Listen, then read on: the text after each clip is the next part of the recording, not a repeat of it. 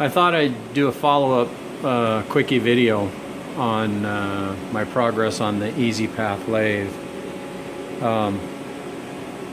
Yeah, I'm 99.9% sure I found the problem that I was having with the axis quadrature encoder errors. I ended up being lucky enough, you can probably see it over in the back, I have an EMCO Turn 120 that I'll be working on soon. And it came with a Tico 7.5 horse VFDs, the older models, the FM100. So I took out the CV7300 that was in this machine and swapped it out with that one, and I programmed the variable frequency drive, the 100, and lo and behold, all the encoder quadrature axis errors seemed to go away. I did go ahead and re-terminate the connectors onto the spindle encoder, which is number 6 on the left, and then the hand wheel encoders that are on the apron are encoder 5 and 4, as you can see. At one time, spindle encoder was in 3, but before I got it, it was moved. The encoder cables, these are original encoder cables that came with the Bridgeport EZ Path. They were twisted and they are shielded, and they are not just shielded with a foil type shield. They are shielded with a braid, the wire braid. So they're a very good cable and very well shielded. I did find a loose wire in the X-axis encoder when I was redoing it. It actually broke off, so it wasn't long before it was going to pop. And so I went ahead and put on new connectors and got some metal DB9 hoods and re-terminated all those, dressed up the cabinet. I plugged up all the holes in the cabinet so there were no chance of chips getting in. I've got one left. I've got to run to pick up another knockout seal. But in all the testing I've done so far, everything's running well. So there was some noise probably coming back on one of the control wires of the CV7300, because it only occurred as soon as you tried to start the VFD, and in some cases when it stopped. I also noticed some fidgety digits on the front of the display. That both of the variable frequency drives were running with single phase input. Of course, probably wouldn't get the full 5 horse out of it. You might get half that, but they would run without. And they would also run with the American Rotary AD model, which is supposed to be CNC rated. That ball door down there is surplus. I found it, so I just bought the AD converter just to have it. It's a 15 horsepower rated, as is the AD rotary phase converter. The motor in this EZ Path is 7.5 horsepower. It's a brand new WEG motor. After I got that VFD issue resolved, I was able to tune the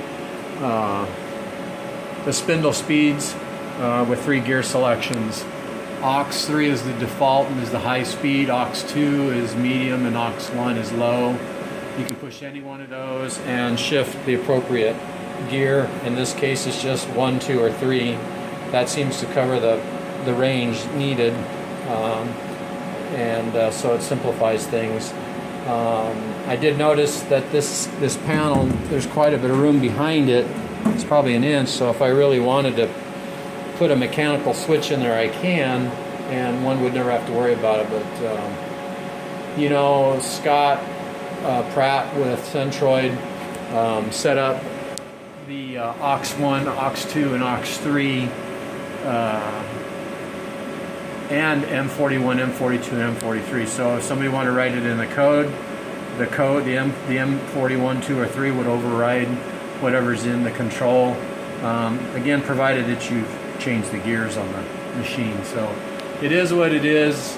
I think it lends You know, having constant surface speed is something this machine never had before, because it was a gear head driven machine, and now it's got it, and I don't think it's a tremendous inconvenience. Just a tag somewhere, maybe up above the control, stating, you know, or on the cabinet, somewhere down here, stating, hey, you know, aux1 on console equals 1, 2, or 3. Actually, it's 3 in this case. So you just push console aux1. If it's in 2, I believe that is actually the low speed, so that's aux1, and then 1 is medium speed, so that would be aux2. So it's just a matter of tagging it. I think that's simple. I'm going to put the braking resistor back on the machine because it does have a very large 3-jaw chuck. There it is down there, and being able to decelerate the machine rather than just let it coast to a stop would be nice. I acknowledge that one of the users on CNC Zone mentioned that he lets his coast to a stop, and that alleviated a problem. I think he said with limit switches. But anyway, right now I'm very comfortable. I've tinkered with the machine for several days, and the control appears to be behaving and doing its thing quite well. I'm going to, yes, read the manual and do some of the intercom tutorials and get myself familiar with that, and play with the machine a little bit more. So that's where I'm at. Just wanted to post a follow-up, and it's been good fun. It's been an interesting challenge. I've learned a little bit about the control and parameters and PLC and that sort of stuff. I still got to read the PLC manual. I'm going to definitely use Centroid on an email retrofit that I showed in another video. I used to have a Miditorio Millstar 3 control, and I sold off the control because someone was desperate for one. It has Glentech servos, and it just uses rectified 120 volts for the power supply. I still have the cap and the bridge rectifier to do that, so it's just a matter of getting a hold of an all-in-one DC and a cabinet and start putting it together.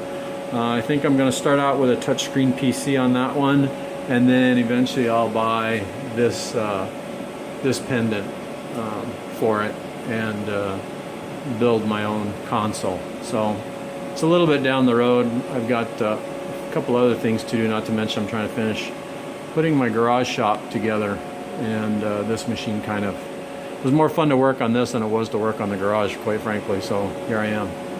So that's an update. We'll talk to you guys soon. Thanks for all the help. Centroid, Mario, Scott, Keith. I think there was a couple of guys on CNC Zone under the Ajax forum. Thank you for making suggestions. It was very helpful. Somehow, some way, I hope that I can return the favor in the future. I'm hoping these videos might help somebody that is new to Centroid and Ajax, and you know, it's like he said, I can't stress the importance of read the manual, go through it, follow the proper way to wire the control, make sure you use the right kind of cables, shielded, twisted pair, follow all that to a T. If you can avoid using used encoders and so forth, encoders aren't tremendously expensive, get new stuff, and bench test everything like the manual says, and then put it on your machine. In my case, this machine came pre-wired. It was a factory wire, but the problem is that it had nothing to do with the factory pre-wire. I'm sure those guys test everything, and it ran fine, but in this case it was the VFD. I'm not going to write off the other VFD out. I'm going to set it to factory defaults, and I'll tinker with it elsewhere, but right now we've got a running machine, and that's a good thing. Thanks a lot, everybody.